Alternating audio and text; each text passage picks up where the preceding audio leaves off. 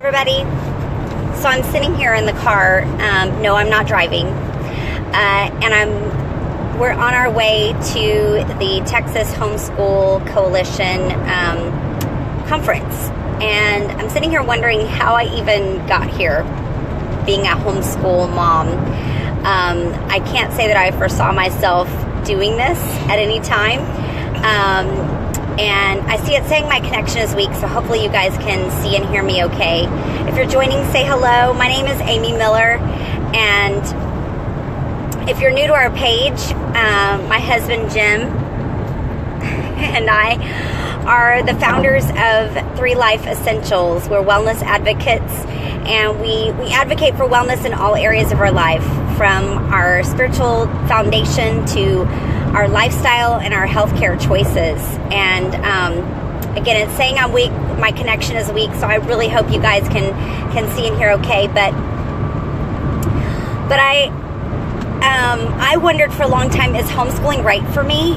And maybe you're wondering the same thing. So I'd like to talk through just maybe some reasons to consider, things to consider when you are trying to decide if homeschooling is right for yourself and for your family. So let's just, I've now been homeschooling, I guess, for about 2 years.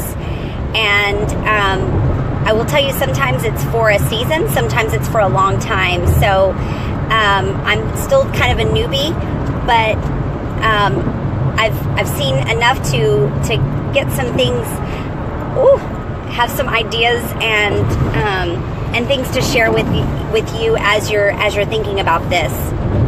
So, and I jotted down a few notes so that I won't get too off track here. But so first of all, let's think about just even why would you consider homeschooling? And actually, before we get started, if you know someone who is homeschooling or is considering homeschooling, please click on the button, the share button. I think you can, I think at the top corner or somewhere down below, I think you can share this with someone who this could be beneficial in as they're thinking through their options and things to consider.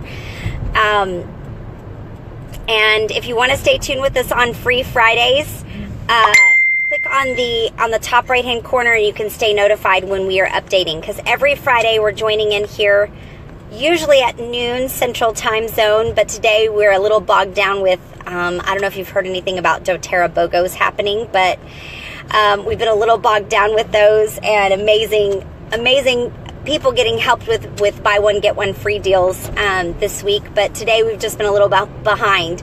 So every week we're jumping in and sharing things that are and discussing things that help us be free from some of the weights that bog us down. And so why homeschooling? Now, you probably already know that either you yourself or a family around you, that because more and more families seem to be pulling their kids out of school to homeschool, but you may not know how many. And actually, between 2003 and 2012, the number of homeschool families has increased by 61.8%. So that's a lot.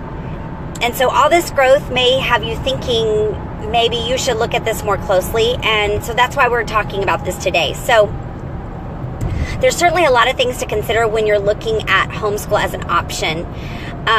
One of the things to consider is, are you a single parent, or do both parents work outside of the house? It's typically only an option if there is adult doing the homeschooling. I will say I do know families who actually our dentist, her husband stays home and does the homeschooling and does some work from home. In our family, at least right now, I have been staying home, and I also have a business inside the home and am doing the homeschooling there while my husband is working outside the home. So, but I do know single parents who are doing homeschooling. There just takes a little bit more creativity. In fact, the conference that we're going to has a special night tonight that is specifically for single parents doing homeschooling. So, in fact, they even have options for those who are homeschooling and maybe have special needs, or families who are homeschooling and are in minority populations. So, there are a lot of options out there. Okay, so another thing to consider is how many kids you have. I will say homeschooling is a little bit, quote unquote, easier to start if you have fewer kids. So if you only have one child when you're starting homeschooling, then getting started is a lot simpler. When you're adding kids of different grades, then your prep work gets more and more complicated. But something also to consider is it might be right for one child, but not be right for another one of your children. I know many families in our community who have maybe homeschooled one of their children while the others are in a public or a private school setting or another type setting. But that's a little bit of the beauty of homeschooling, is that you have that as an option, especially if that could be more beneficial to that particular child. So the third thing to consider is, what grades are your kids in? You know, as your kids get older, the material will get a little bit more difficult to understand. So, like if high school algebra isn't your thing, then you may find ways to teach the subject even if you don't remember the answers yourself, okay?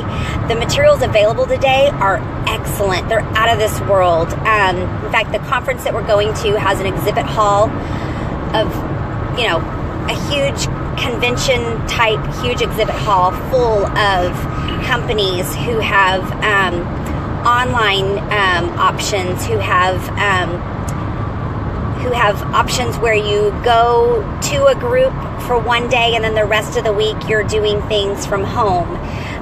There's options where you can go to a school 2 days a week, and then the other options you're doing them at home with follow-up and having some teaching from who maybe be experts in that particular area. So also, something to consider with the grades of your kids is, with younger kids, the time commitment is much smaller.